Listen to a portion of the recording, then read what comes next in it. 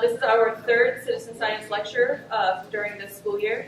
If you don't know, we have one every third Thursday of the month during this school year. So we'll have another one in December, and then January through April of next year we'll have them. Today we have Dodson, who is the assistant park manager at Bill Baggs. He's going to talk to us about our lectures are funded by that we have from the EPA for environmental education, and also through any donations that we get for the foundation. This year, the grant was specifically about environmental impact and human impact, and so that's mostly what we're addressing with our lectures as much as we can. We also use this as an opportunity to educate the kids. We have the Key Challenge, and it involves all of the schools on the Key, and it's essentially like an extended science fair. Which reminds me, if there are any Key Challenge students here today, make sure you sign in at the back so I know that you were here and you get credit for it. My name is Dodson, and I am the Assistant Park Manager for the park. I've been with the Florida Park Service for 5 years. Before being a Florida Park Service Ranger, I was a National Park Ranger in North Carolina for 3 years on the Blue Ridge Parkway. My husband and I have been traveling the United States since 1999 and have served as volunteers and paid representatives for various state and federal agencies around this beautiful United States. So I got salt put on my tail, as they say in the South, when the Florida Park Service hired me from the state of being a volunteer, an RV-based volunteer services specialist, and then about a year and a half ago, I was promoted to Assistant Park Manager here at beautiful Bill Baggs Florida State Park. As Romeo mentioned, the topic of study for our citizen science this year is human impact and human impact on the environment. And you know, when I was told that that was kind of the topic and sort of, I'm like, well, Romeo, what would you like for me to talk about? And she's good about telling me. But we always think about the negative things, the negative ways that humans impact the environment. And you can't look through rose-colored glasses and ignore the fact that we do have a lot of negative impact on our environments at times. But I decided tonight that one of the things that defines me as a person is optimism and hope for the future. So I'd like to talk tonight about the positive impacts that we have on our environment and the impacts that I hope we embody as a Florida Park Service. Many of you may be aware that the Park Service mission is to provide resource-based recreation while preserving, interpreting, and restoring natural and cultural resources. So of course, Bill Baggs Cape Florida State Park is a wonderful natural and cultural resource, being home to the oldest historic structure in Miami-Dade County, Cape Florida Lighthouse. And as you see, there's actually that picture right there is out in the hallway, I noticed, but there it is from 1915, and here it is from 2016. So what's the human impact there? In the past, Cape Florida was neglected, it was closed, it was falling down in spots, and was not being used as an aid to navigation. And through the impact of concerned citizens, the lighthouse was restored to its former glory and even improved upon. So that was a major impact, not so much for navigation, but at least for the history of this part of Florida. And then again, you can see here that there's a colorized photograph, and the lighthouse as it stood before it was restored, although the Keeper's Cottage is a reproduction, so that was already built.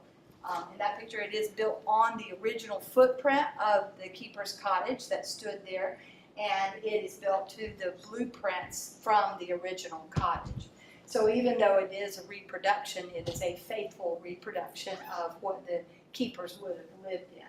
So again, humans stepped in and saved a very valuable piece of the cultural history of the South Florida and of Key Biscayne. I want y'all to take a good look right there. Anybody know what species of tree you're looking at? Yes, sir. That's close. You're in the evergreen family. Anybody else? I'm sorry? Australian Casuarina, you are right. Ooh, it's science term. Casuarina is the Latin term for the Australian pine. And until Hurricane Andrew, Australian pines ruled this little end of Key Biscayne. Now, at one point, of course, I'm sure you all remember that the land that belonged to Biscayne State Park was going to be turned into a condominium complex. Anybody knew that? And the lighthouse was still going to be left there, but it was going to be the town square, or sort of the little, and then there was going to be condo here, condo there. So that developer didn't get to make that happen, and Bill Baggs, as a newspaper reporter, stepped in and campaigned very religiously to have that land donated to the state to become a state park. One of the impacts that we do see for humans, besides the restoration of the lighthouse, is that how we impact our wildlife. Now, I chose these two pictures because it gives you a positive and a negative. At the bottom, you'll see the first sea turtle nest from this year's nesting season.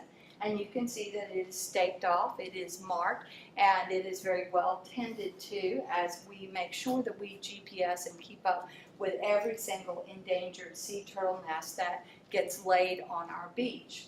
So human impact here is that we are making sure that any sea turtle that chooses to nest on the park beach has as good a chance as possible for their eggs to hatch and make it to the ocean.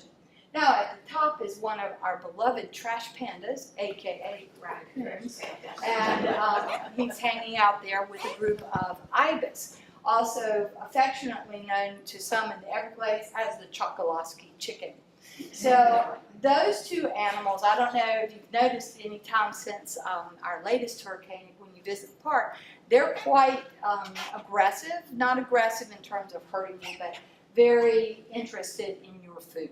And that is a negative impact, or at least not a very good one, because they become acclimated to human food, and they certainly will choose to eat human food and trash over choosing their natural diet. Now, Hurricane Irma did something very interesting. It forced the raccoons and the ibis to go back to their natural diet. So we have removed many of our trash cans because we're not using them at present, and we're seeing an interesting shift in raccoon behavior, also in ibis behavior, but I'd say the raccoon behavior is the much more interesting of the two. And I couldn't put the video in here, but we have observed at least 4 separate times raccoons predating on the introduced species of iguanas. So we had thought, yeah. So if any of you want to borrow any of our raccoons to come to your yard, no, just kidding. I don't think they'd leave. But that was something that we didn't think would happen. And we thought perhaps they would eat an iguana that was already roadkill or something like that. But we saw 4 separate instances of raccoons running down iguanas and catching them. So that means that they're pretty speedy little critters.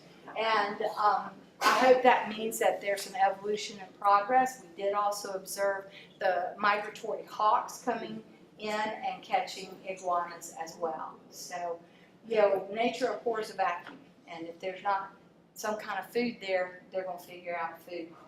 And when there's not trash there, there's iguanas. And iguanas are, unfortunately, they're cute as all get out, but they don't belong in Florida state parks. So there are some pictures, not all of them I took, but of the typical wildlife that you see in our park.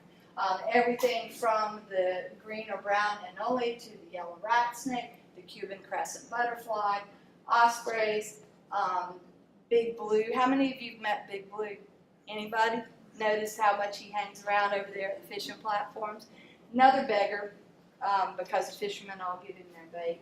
Over in the corner here is George, my lonesome gopher tortoise, who, believe it or not, even though he is an endangered species in the state of Florida, is considered an introduced species to Key Biscayne. So we have had 3 male gopher tortoises in the park, and unfortunately someone ran over one of them. But George lives in my yard back at my house and is very interested in my herbs. So he comes regularly for a shell scratch. He likes to have a shell brush with a toothbrush, and he will eat basil from my hand. So, and then this is Squirrely Shirley there. She is a well-known culprit of cracker stealing at the Lighthouse Cafe. And so humans impact animals in both positive and negative ways. And sometimes it's good, sometimes it's bad. I obviously messed up my slides. But, okay, so back to hurricane damage. I did want everybody to have a picture of what it looked like during Hurricane Andrew. And this middle picture and the one to the far side there, you can see that the Australian pines, Castle Arena, were pretty much leveled in the park by Hurricane Andrew. Now, the Australian pine is an introduced species. It's much beloved by some people in Florida. Navigators use it to mark passageways a lot of times, but it is not a very good plant in the terms that it secretes what's called allopathogens. It poisons the soil beneath the branches and pretty much prevents undergrowth or limits the type of undergrowth that will survive there. And of all the animals or insects that thrive under Australian pines, the number one is fire ants. So, yay! So, Hurricane Andrew and its impact allowed the Park Service to perform a grand ecological experiment, and that was to replant the entire park with native species. And so, you can see this one here is Irma's impact. We lost a lot of trees, but at the same point, we didn't lose everything.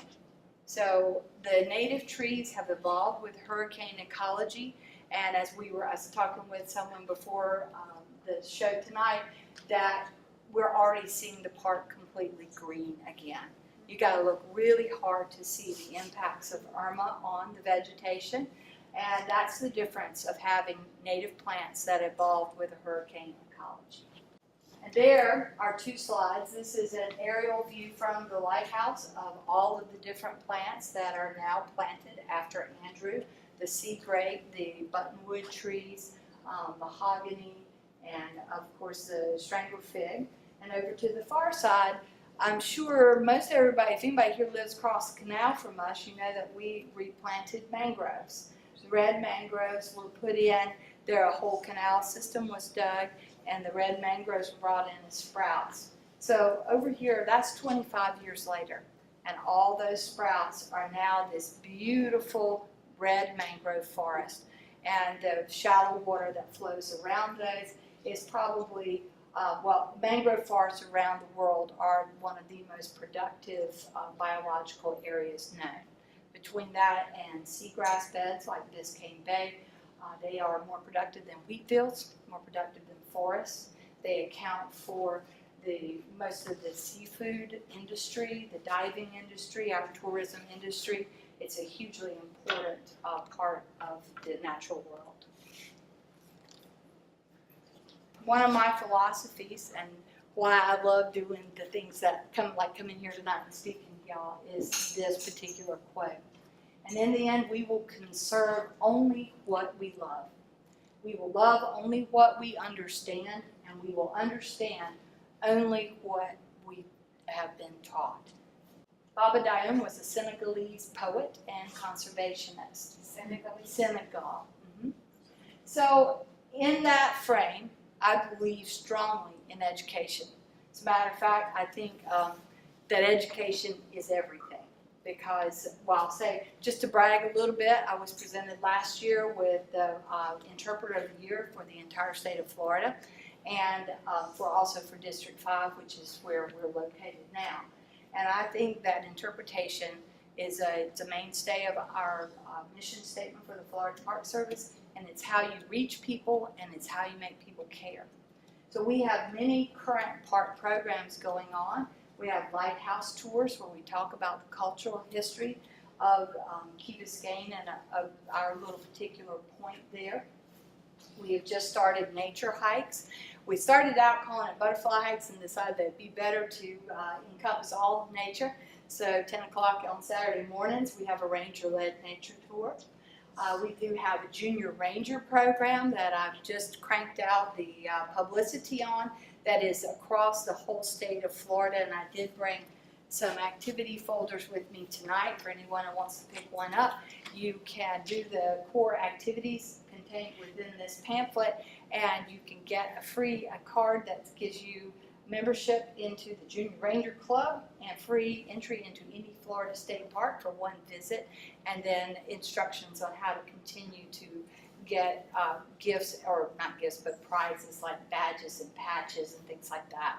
Lots and lots of good activities on natural and cultural resources for the state of Florida. And you get your very own Florida passport. So I have those in the back if any of the kids or parents want to pick them up. And you can get sworn in as a junior ranger at our park or at any other Florida State Park that you go to. In addition, we have monthly beach cleanups. Second Saturday, monthly beach cleanups from 9 to 11. When I started a year and a half ago, there was no beach cleanup program and not really much of a volunteer program. There's still some very dedicated and wonderful volunteers, but things had kind of fallen off from the heyday.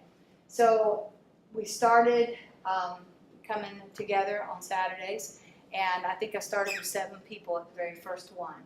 And today I'm very proud to say that we average between 150 and 250 volunteers. And that is mainly due to a lot of young people like you and you who come out and give their time, and they get community service hours credit. It's also due to some very dedicated Key Biscayneers who believe in keeping their beaches clean. And I can't say enough of how much fun we have. We were supported with the EPA, a sub-grant from that EPA grant that allowed us to buy supplies, gloves and trash pickers and trash bags and all kinds of things to little weighers. So we, every month we get together, we pick up trash, we weigh all the trash, and the kids that have picked up, or the people, not just kids, whoever's picked up the heaviest bag of trash wins prize. First 3, we have first, second, and third. And then we also play trash trivia.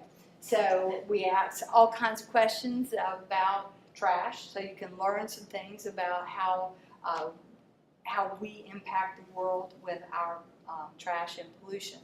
How many pounds of trash do you think you generate every day? What do you think you average? 5.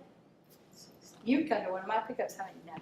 But yes, almost 5. With 4.4. So you win. I didn't bring a prize though. 4.4 pounds. Every single one of us, if you average it out across the world, 4.4 pounds of trash per day. So our volunteers so far this year have picked up somewhere in the range of 3,000 pounds of trash since the program started. And our rangers on a yearly basis pick up somewhere in the 1.2 tons of trash a year. So we generate a lot of trash when we come to the beaches, especially. So the other things that we do have going on are, some of you may be already aware of this, we have a youth camp at Bill Baggs. Now, before it was rentable, you paid money for it, and now we took it off that scenario because the state of Florida has gone to Reserve America, and they wanted to rent each camping platform separately. And Art Yearin, who is the park manager, and I felt that that was not the best use of having mixed groups where you couldn't, like you might have a youth group or a youth on one tent and adults on the other. So we've taken it offline for pay, but what we do now is that we make it available to organized youth groups such as scouts and church groups and neighborhood organizations, and in exchange, you can for free in exchange for a service project performed for the park. And I'm very happy to say that almost every weekend except Thanksgiving and Christmas are reserved through April. And these young people are coming out and they're performing wonderful service projects from the park, everything from helping butterfly gardens to learning how to identify fish and how to clean up and be responsible fishermen at our fishing platforms. and also how to keep our trails clean and to identify things on the trail. So this are two of the messages that we like to bring. I think this is back to the trivia. What do you think in age range? Who are the biggest litter bugs? You think it's kids? You think it's young adults? You think it's older people? What do you think? Young adults. Young adults, you got it. So in the 15 to 20 range are the top litter bugs in the world, actually. So when everyone comes out to get their community service, they get to hear the message that you need to clean up your mess because your mother wants you to keep things clean. And one of the main reasons why is that when that trash gets put out into a land environment, it washes into the oceans. And of course, one of the places it washes in are at the beaches. A sea turtle cannot see the difference between a plastic grocery bag and a jellyfish. So picking up plastic and making sure that we keep as much pollution out of our oceans as possible is hugely important to the survival of not only sea turtles, but to every species, including ourselves. Our volunteers are stars. I don't know if anybody recognizes who that is. That's one of our very first cleanups. That's Manny and his coconut. Okay. You also find some treasures when you're out there, not just trash. A volunteer here found a very interesting little Buddha statue out on the beach, and this young lady found a skull, and we had a good time trying to figure out what it was, which we think is probably a juvenile raccoon. But so there's learning moments all the time. It's not just about that, oh, you're bad people because you throw litter on the ground. It's about that we're figuring out. This is my littlest volunteer there with her vest on, and the kids come out in the rain. That day was pouring rain. It's when you and I first met, and they were willing to wear trash bags to go out on the beach and pick up the trash so they didn't get wet. Down there's Engineers Without Borders. So we have organized groups who come out. We have groups like this one here was just this last weekend. There's a group called Vámonos, which means let's go in Spanish, and that's as much Spanish as I speak. But they asked for an educational program to go with their cleanup. So Ranger Daphne and Ranger George there are presenting an environmental learning class to learn about the different ecosystems that exist at our park. Okay. So I mentioned briefly the Junior Ranger program, and there are the badges and patches and pins. And there I am swearing in one of our first Junior Rangers. This is a technique I learned in National Park Service, and I think it's very important that we make a big deal out of kids who are interested in learning about Florida Park Service and learning about the environments of Florida. So if you come to my park, if I'm there, you come into the administrative building with your completed folders, and we will make sure that you get sworn in as a Junior Ranger, get your patch, your badge, or your pin, or your passport stamp, and make sure that you have a free pass into Florida State Parks. Volunteers, as I said, had kind of dwindled. We are very much interested in having more volunteers in our park. We're currently searching for volunteers who would like to help interpret the lighthouse, and I think you'll be pleasantly surprised if you haven't toured the lighthouse or the Keeper's Cottage lately that we do have resident volunteers now who live in their RVs in the park, much like I did for about the last 18, and who are dedicated to keeping the Keeper's Cottage and the tower open for many more hours a day. So show me a volunteer, and I'll show you countless lives touched. And that's not just because I've been a volunteer, but I know that without the help of volunteers, we couldn't do the job that needs to be done in Florida State Parks. 61% of labor in Florida State Parks is provided by volunteers across the state in 175 different parks. So I encourage anyone who's interested in giving, whether it's a little time or it's a lot, we would love to have you. We provide the uniform, we provide the training, and we're looking for everything from folks who are interested in gardening, who might be interested in history, might be interested even in talking about birds or butterflies. So let me know. So the other thing that we got involved in with citizen science is the Bay Drift cards. Anybody familiar with that? To come for Laura's talk? I know Remy is. So you can see here the pink card at the bottom. On a periodic basis throughout this coming year, we'll be flinging a card for science, and we do it at a particular time, at a particular tide.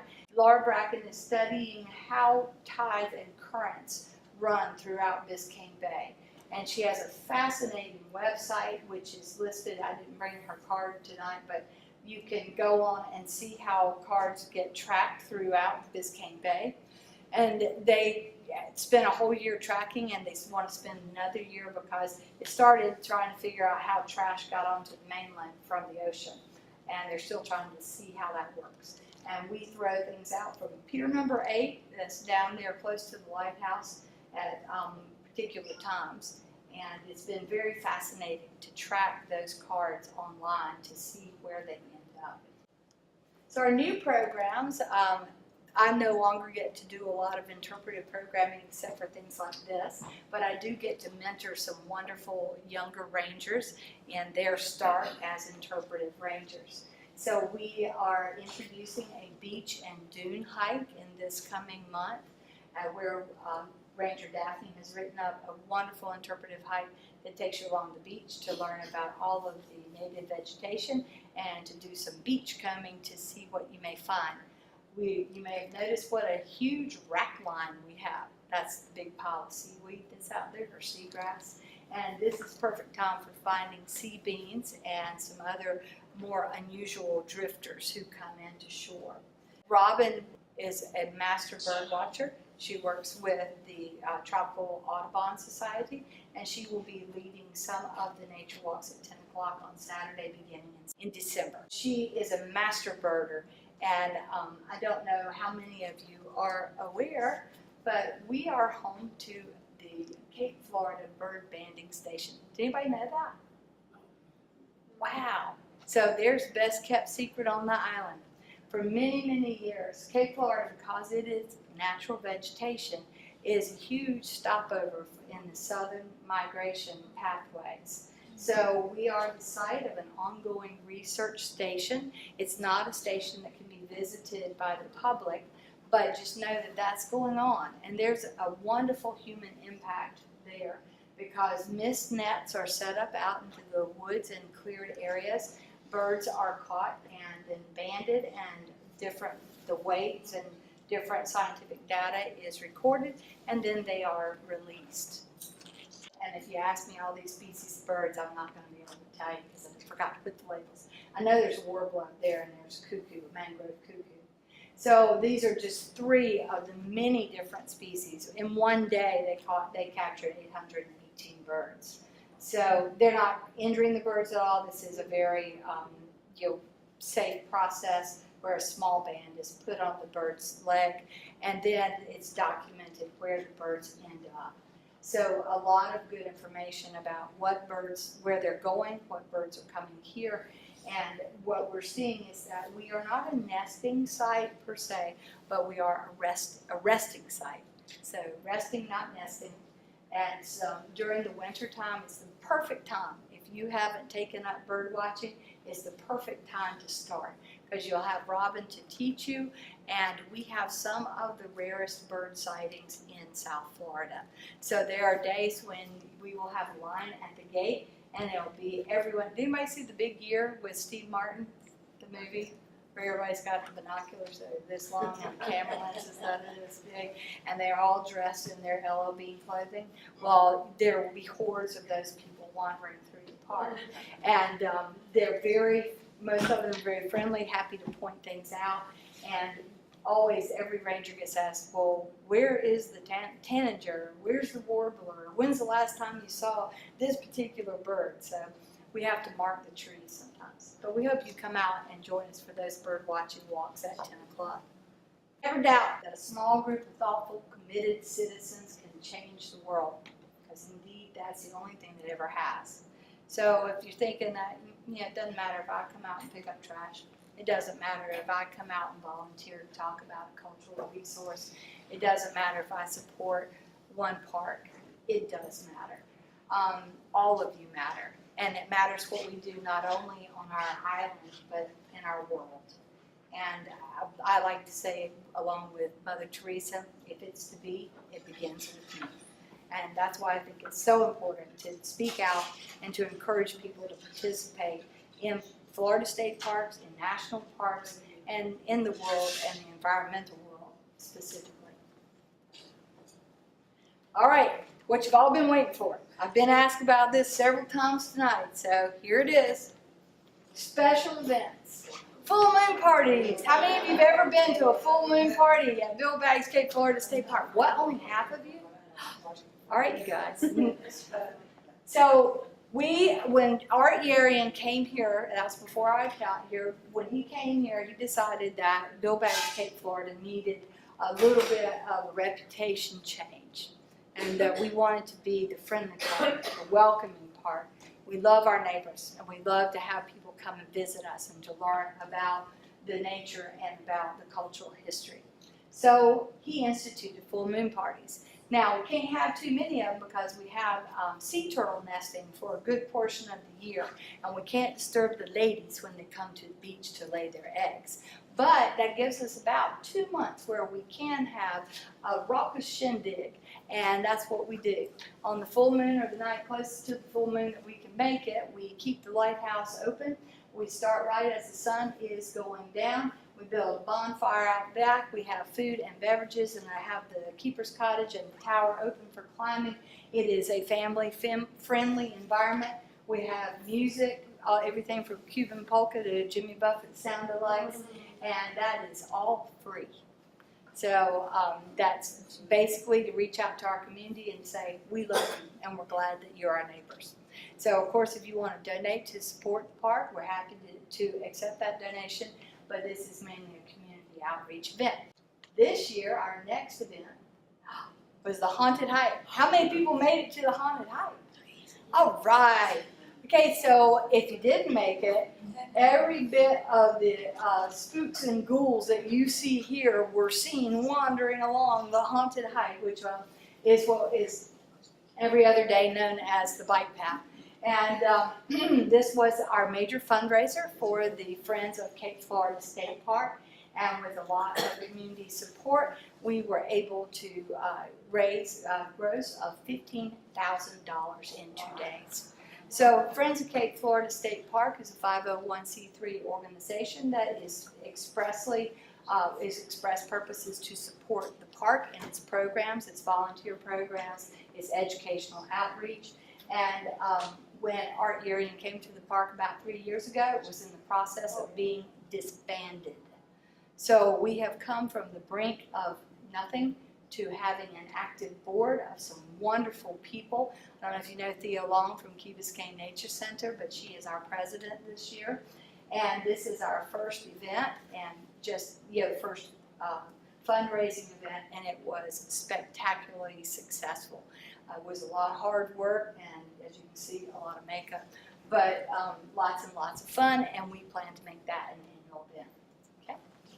And of course, the squirrels have all teamed up and decided that they're going to have their own team next year. Okay?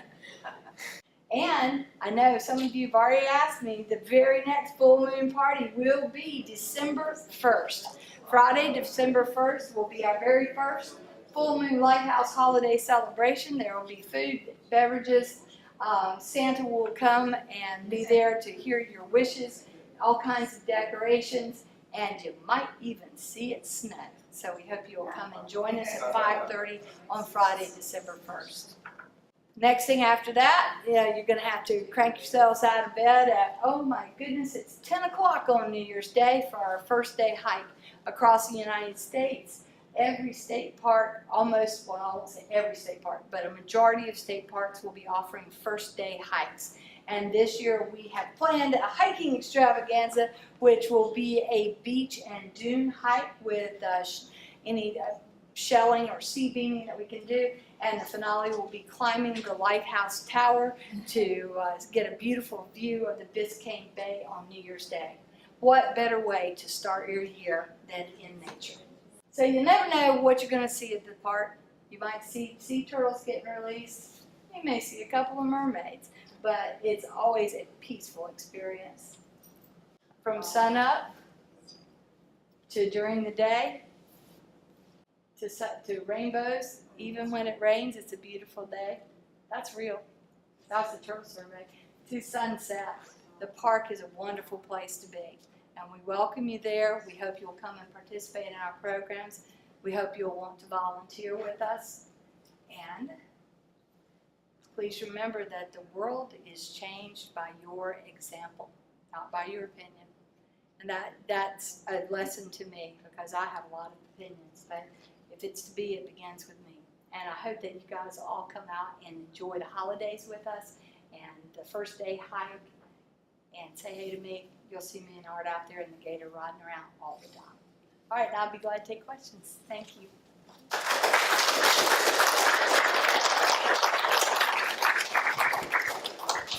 Yes, ma'am. When you guys are doing the bird banding, is that strictly experts, or do you have volunteers that can help with that? There are volunteers involved in the activity, but we function under the permit of a particular scientist who is head of the banding station, and she likes to choose her own volunteers. So we've had that discussion, but it is, you've got to have some experience with handling the birds. Does anybody know what a mist net is?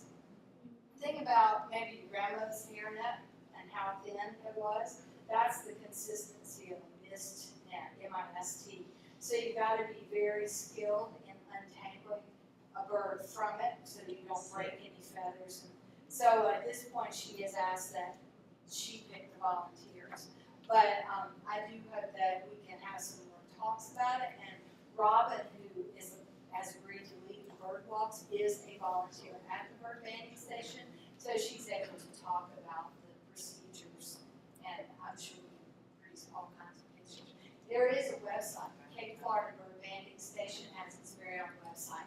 So please visit it if you have time, and you can see all kinds of information. Yes, sir. When is the next beach cleanup? The next beach cleanup is the second Saturday of December. So we just had our November 11th beach cleanup. So I believe it's the 9th, which is actually also the date of the holiday boat parade.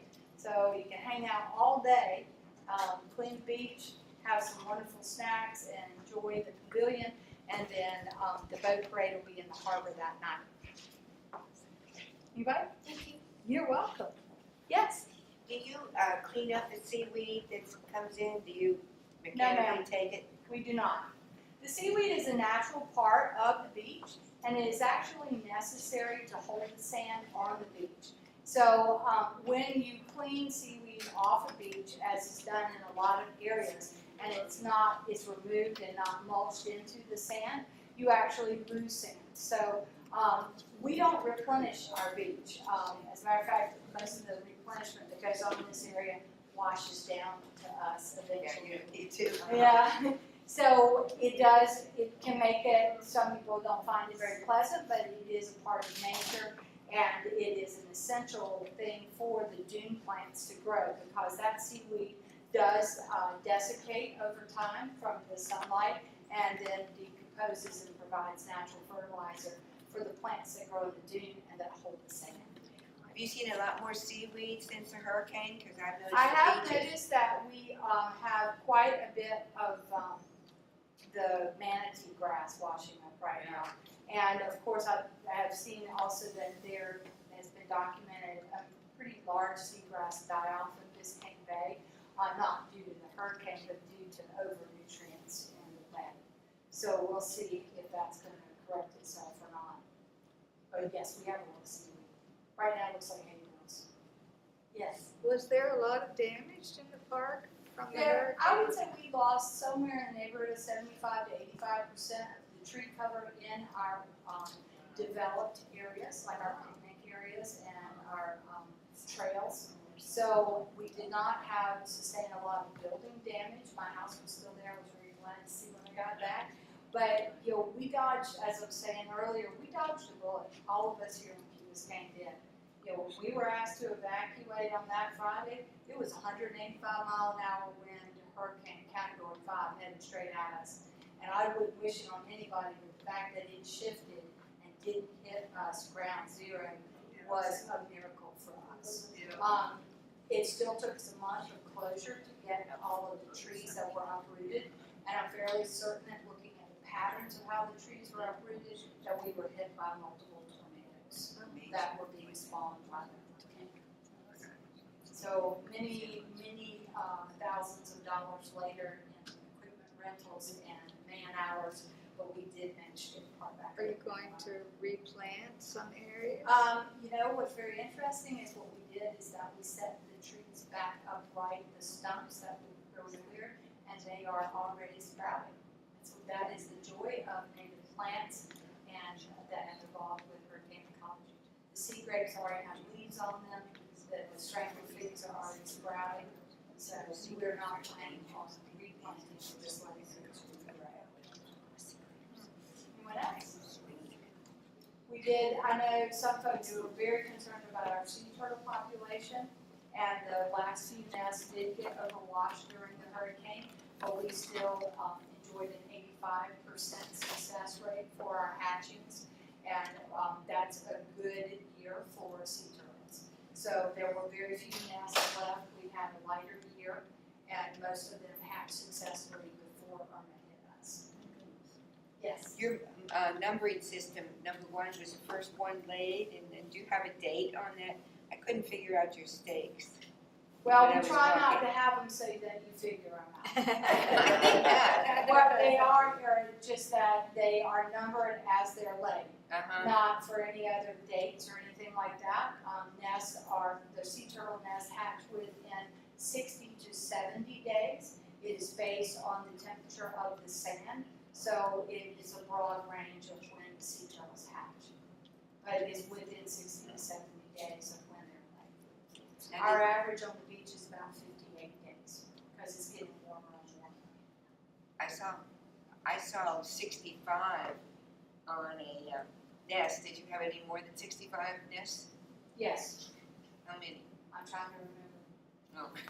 The last count, I believe we had upwards into the 70s. I'd have to check for you, sorry I didn't look at those figures before I came tonight.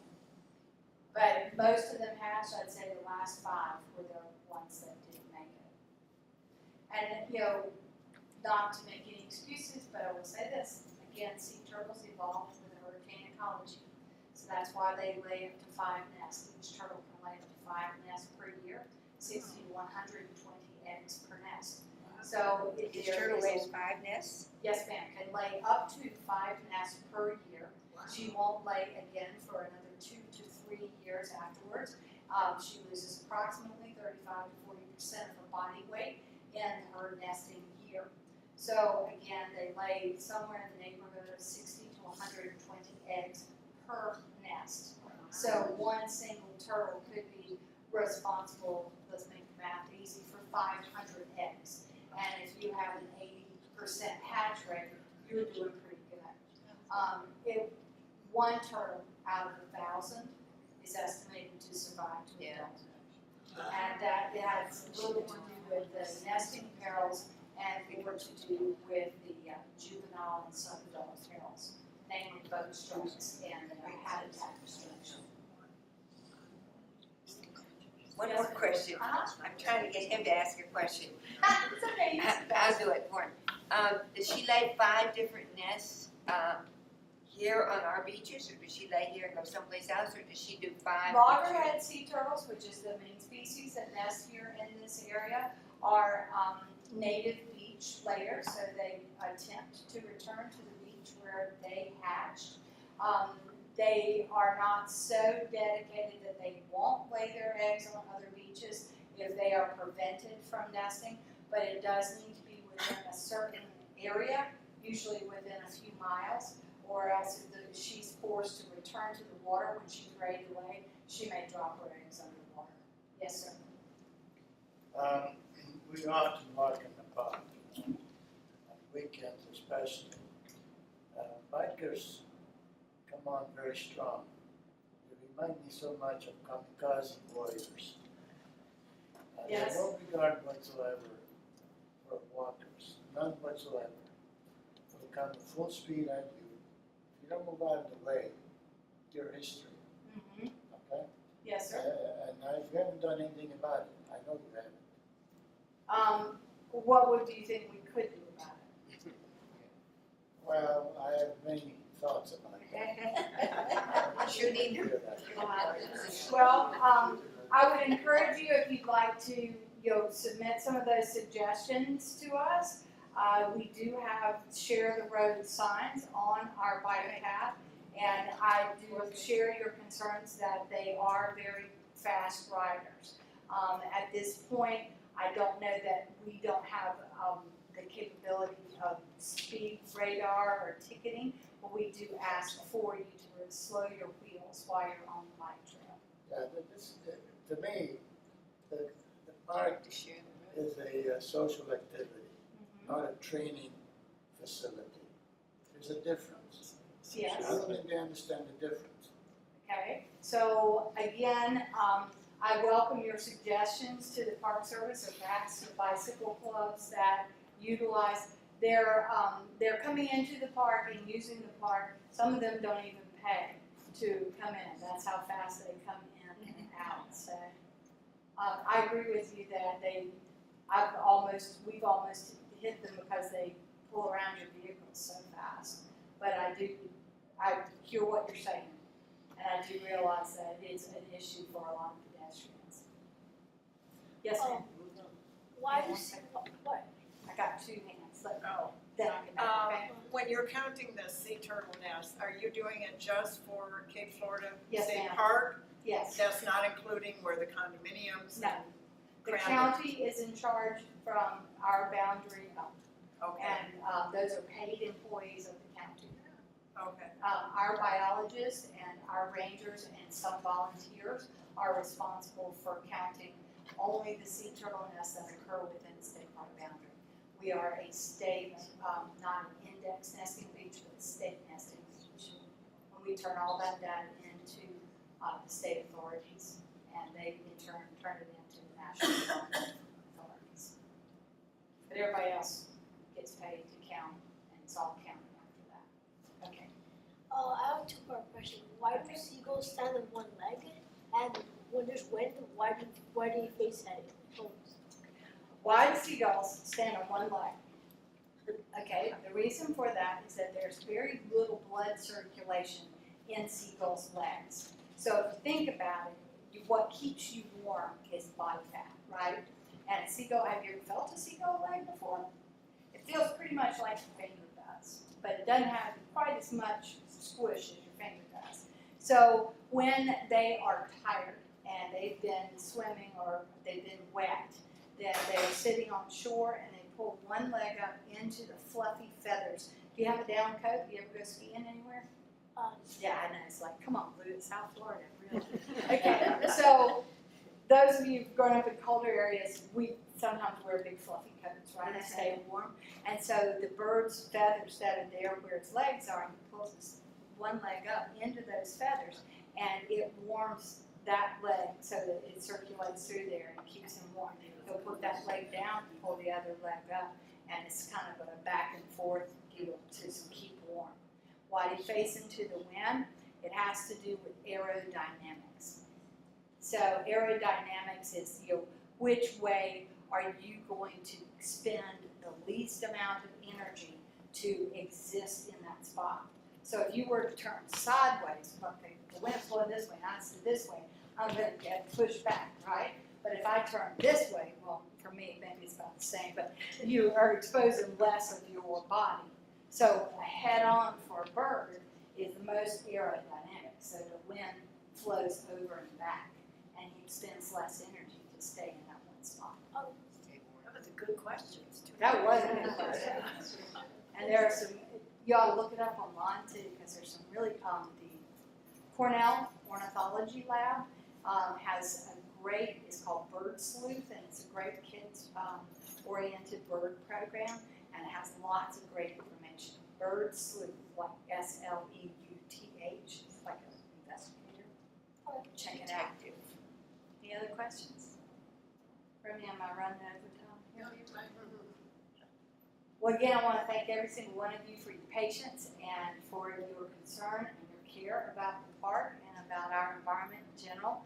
And I hope you'll encourage all our young people to do their wonderful citizen science projects. And don't forget to get the Junior Ranger, because I want to see you with the Junior Ranger.